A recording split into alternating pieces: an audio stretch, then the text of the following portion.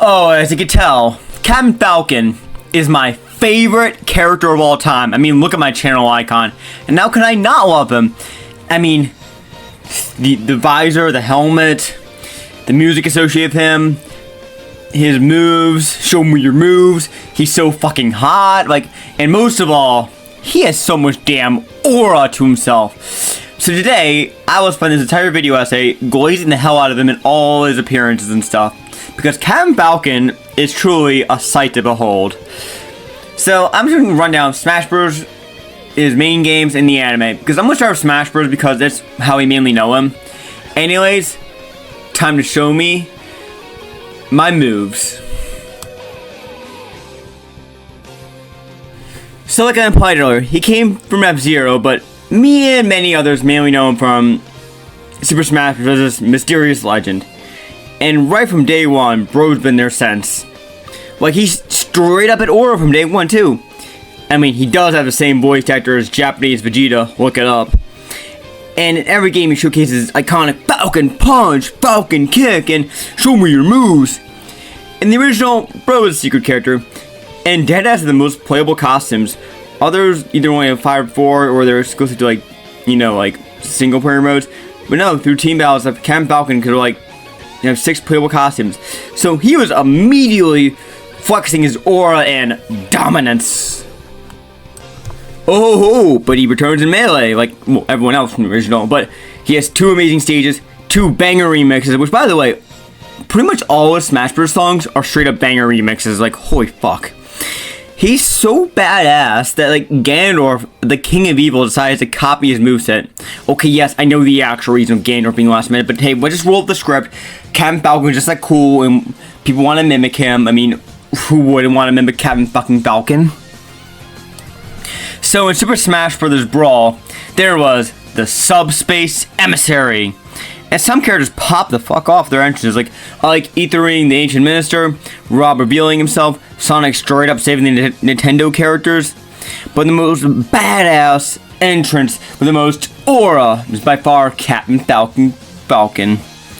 While weak-ass Oliver struggling to take down a giant Rob, here we have Captain Falcon popping out of his vehicle, one-shotting that Rob with a Falcon Punch, and to flex his aura even more, he massacres all of Oliver's Pikmin. Then, he comes in clutch, pulling up the Falcon Fly to escape. Not to mention, Snake and Otacon glaze him up too. My god, despite his low-tier performance this time, and his own franchise going way past point, Captain Falcon still popped off. My god. In Smash 4, I don't have much to talk about gameplay-wise, but his reveal was cool. Instead of the other veterans who just casually get put on the website, Captain Falcon straight up gets revealed in a Robin and Lucina trailer, which makes him look like a villain, and the bro's aura straight up knocks Chrom out of the roster off screen. He just, bro, it's like so intense, like that Captain Falcon stole a spotlight from Newcomer's trailer while knocking out another potential newcomer, who joins the next game anyways, but still. Yes, I don't have much to say about Captain Falcon besides his trailer, but he's still, you know, the same old Chad we love. Now finally, Smash Ultimate. Bro looks fucking glorious, and even when Kazuya yeets him and a bunch of other characters off the cliff, he still looks badass with that visor breaking. So even upon death, he still has aura. So while he may die, the aura will never die. Which, by the way, this game has people die all the time in the trailers, which, okay, I'm not complaining. And to add on to this, Captain Falcon pretty much, in general, his entire moveset was made up for Smash Brothers. Besides, I guess, one instance of his side B, I guess, but, I mean, it makes sense, because 90% of the time, he's racing, so that makes you think, oh, his aura is only carried by Smash Bros.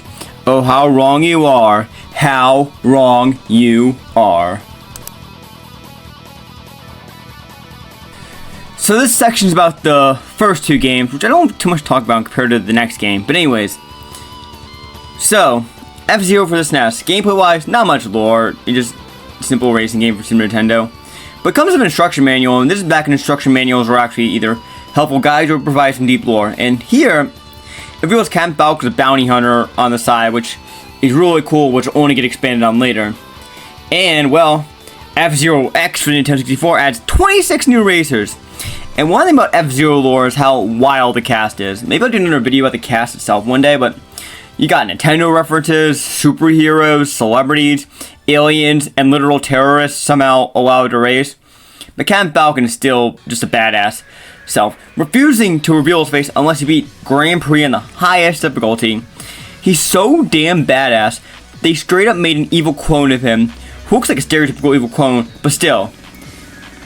While there may not be much lore, there is still aura here. But oh my god, GX is about to really amp the fuck up.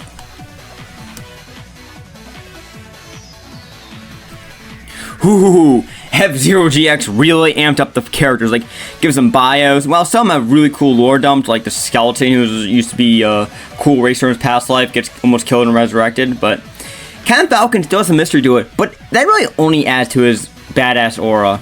But every character gets their own theme too, and Captain Falcon sounds badass, like it's Christian rock, and the lyrics literally tell you to worship him, and how he'll forever be our hero. Holy fuck, I love him, the game wants you to love him too. But oh boy, the main highlight of Captain Falcon and GX is that story mode.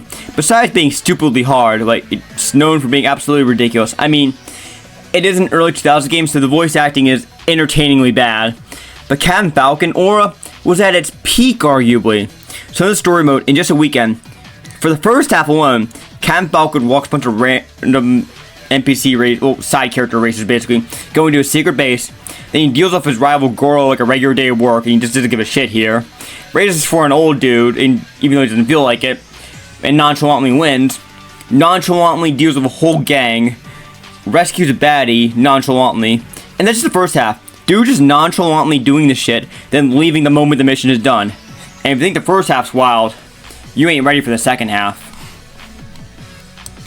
So for that second half, Chapter 6, he sees his evil Batman enemy, Black Shadow, who brings out his evil clone, and they strap a bomb to his car, but bro yeets that bomb off anyways.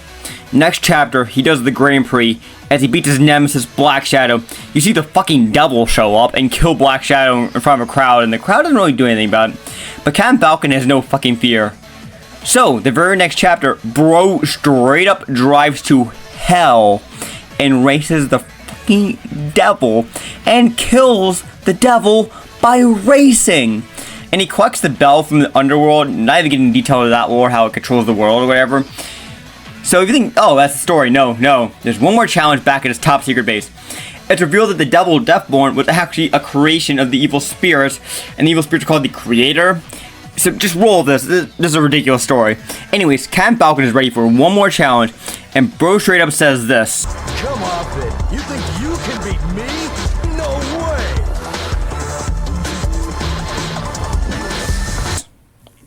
Yes, that's right. Captain Falcon basically told gods to fuck off. Essentially. And this ain't a Vegeta thumb pose curse where he'll get his ass handed to him. No. Bro straight up kills the creator, basically saves the day, and takes off his helmet, but bro ain't revealing his face to you this time. Oh no, sir. But damn, despite this wild story, for a racing game no less, Captain Falcon in one weekend straight up showed straight aura to, like, he literally kills the devil and kills God, like, in one weekend. So, in the main F-Zero universe, Smash universe, you saw how he straight up showed aura. But what about the anime universe?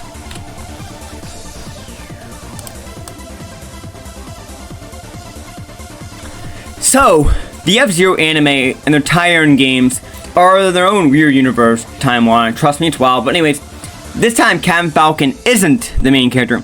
It's a new guy, Ryu Suzaku, or Rick Wheeler in English, is. But, in a weird way, I'm actually okay with this. Because in an episodic story, you kind of need a flawed main character, which Ryu Suzaku kind of represents that hot-headed young protagonist, I want to win, Lightning McQueen energy.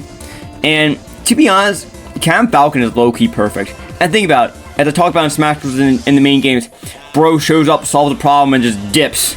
So how does that translate to anime?